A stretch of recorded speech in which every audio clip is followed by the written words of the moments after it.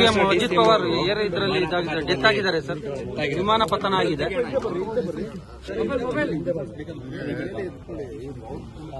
ಬೆಳಿಗ್ಗೆ ಬಹಳ shocking news. ನನಗೆ ವಿಚಾರ ಆಯಿತು. ಹಿರಿಯ ನಾಯಕರು ಯಾವಾಗಲೂ ಕೂಡ ಪಾಸಿಟಿವ್ ಆಗಿ ಆಲೋಚನೆ ಮಾಡ್ತಿದ್ದರು. ನನಗೆ ಪಾರ್ಟಿ ಬಿಟ್ಟು ತಿರ್ಗಾ ಹೋಗಿ ತಿರ್ಗಾ ವಾಪಸ್ಸು ಇದೆಲ್ಲ ಆದಾಗ ಸ್ವಲ್ಪ ಮನಸ್ಸು ನೋವಾಗಿತ್ತು. ಅವರು ಪೊಲಿಟಿಕಲ್ ಭವಿಷ್ಯದ ಬಗ್ಗೆ ಅವರು ತೀರ್ಮಾನ ಮಾಡಿದ್ದಾರೆ. ಅದು ನಾನು ಅದ್ರ ಬಗ್ಗೆ ಚರ್ಚೆ ಮಾಡಿಕೊಂಡಿಲ್ಲ. ಬಟ್ ಭಾಳ ಪ್ರೋಗ್ರೆಸಿವ್ ಲೀಡರ್ ಅವರು. ಮೊನ್ನೆ ತಾನೇ ಆ ಚೀಫ್ ಮಿನಿಸ್ಟ್ರು ಹೇಳ್ತಾ ಇದ್ರು, ಆಲ್ವೇಸ್ ಎಲ್ಲದಕ್ಕೂ ನಮಗೆ ಸಹಕಾರ ಕೊಟ್ಕೊಂಡು ಕೆಲಸ ಮಾಡಿಕೊಂಡು ಹೋಗ್ತಾ ಇದ್ದಾರೆ ಅಂತ. ವಿರೋಧ ಪಾರ್ಟಿ ಇದ್ರು ಕೂಡ ಒಳ್ಳೆ ರಿಸಲ್ಟ್ ಕೂಡ ತೆಗೆದುಕೊಂಡಿದ್ರು. ಇವತ್ತು ಅವರು ಡೆಪ್ಟಿ ಚೀಫ್ ಮಿನಿಸ್ಟರ್.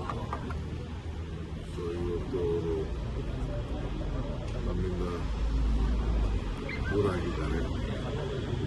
ಅವರ ಆತ್ಮಕ್ಕೆ ಶಾಂತಿ ಸಿಗಲಿ. ಅವರೆಲ್ಲ ಕುಟುಂಬದ ನ್ಯಾಯಗಳಿಗೆಲ್ಲ ಏನು ದುಃಖವನ್ನು ಬರೆಸುವಂಥ ಶಕ್ತಿ ಸಿಗಲಿ.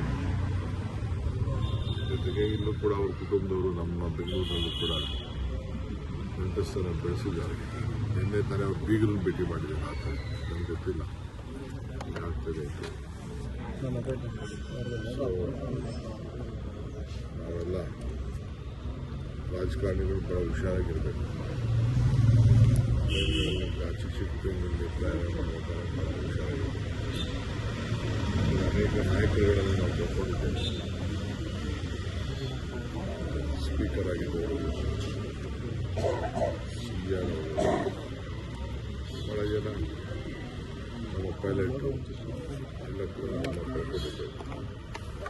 ಹುಷಾರಾಗಿರಬೇಕು ಅಂತ ನಾನು ಭಾವಿಸ್ತೀನಿ. ತಾಂತ್ರಿಕ ದೋಷ ಅಂತಾರೆ. ನನಗೇನ್ರಿ ಗೊತ್ತು. ನನಗೆ ಬಂದಿರೋ ಮೆಸೇಜ್ ಏನಿದೆ ನನಗೆ ಇಮಿಡಿಯೇಟ್ ಫೋನ್ ಮಾಡಿ ನನಗೆ ಹೇಳಿದ್ರು. ನಮ್ಮ ಸೋಷಿಯಲ್ ಮೀಡಿಯಾವರು ನನಗೆ ತಿಳಿಸಿದ್ರು. ನನ್ನ ಫ್ರೆಂಡ್ಸು ಕೂಡ ಬಾಂಬೆಯಿಂದ ಫೋನ್ ಮಾಡಿ ಇಮಿಡಿಯೇಟಾಗಿ ತಿಳಿಸಿದ್ರು. ಅದನ್ನೇ ಎಲ್ಲ ಮಾತಾಡ್ತಿದ್ದಿಲ್ಲ. ಇನ್ನು ಅರ್ಧ ಗಂಟೆ ಮುಂಚಿಗೆ ಹೊರಡುತ್ತಿದ್ದಾರೆ. ಯಾರಾದ್ರೂ ಒಳಗಡೆ ಇದ್ರು ಏನು ಇತ್ತು ಅಂತ ಹೇಳಿ ಅದನ್ನು ಚರ್ಚೆ ಮಾಡ್ತಾರೆ. ಇತ್ತೀಚೆಗೆ ವಿಮಾನ ದುರಂತಗಳು ಜಾಸ್ತಿ ಆಗ್ತಾ ಇದಾವೆ ಸರ್. ಈಗೇನು ಅದ್ರ ಬಗ್ಗೆ ಮಾತಾಡೋಕ್ಕೂ ಹೋಗಲ್ಲ. ಸ್ವಲ್ಪ ಡೀಟೇಲ್ ರಿಪೋರ್ಟ್ ಬರಲಿ, ಆಮೇಲೆ ಮಾತಾಡೋಣ. Okay sir. ಸರ್ಕಾರಿ ಇಲಾಖೆಯಲ್ಲಿ ಭ್ರಷ್ಟಾಚಾರ ಸಿಬಿಐ ವಹಿಸಬೇಕು. ಸಚಿವ ರಾಜೀನಾಮೆ. ಸದನದ ಒಳಗಡೆ ಹೊರಗಡೆ ಬಿಜೆಪಿಯವರು ಪಟ್ಟಿಡಿದಿದ್ದಾರೆ ಸರ್. ಆರ್.ಬಿ. ತಿಮ್ಮಾಪುರ್ ರಾಜೀನಾಮೆಗೆ ನನಗೇನೋ ಅದೇ ಲೋಪ್ ಮಾಡಿದ್ದಾರೆ. ಅದು ರಾಜಕೀಯದ ಒಂದು ದೊಡ್ಡ ಷಡ್ಯಂತ್ರ ನಡೀತಾ ಇದೆ. ಇದಕ್ಕೆ ಸಂಬಂಧ ಇಲ್ಲ ಅಂತ ನಾನು ಭಾವಿಸ್ಕೊಂಡಿದ್ದೇನೆ. ನೋಡೋಣ, ಡೀಟೇಲ್ ನಾನು ಇನ್ನು ಚೀಫ್ ಮಿನಿಸ್ಟರ್ ಹತ್ರ ಮಾತಾಡಿಲ್ಲ. ಮಧ್ಯಾಹ್ನ ಮಾತಾಡ್ಬಿಟ್ಟು ತಿಳಿಸ್ತೀನಿ. Okay sir.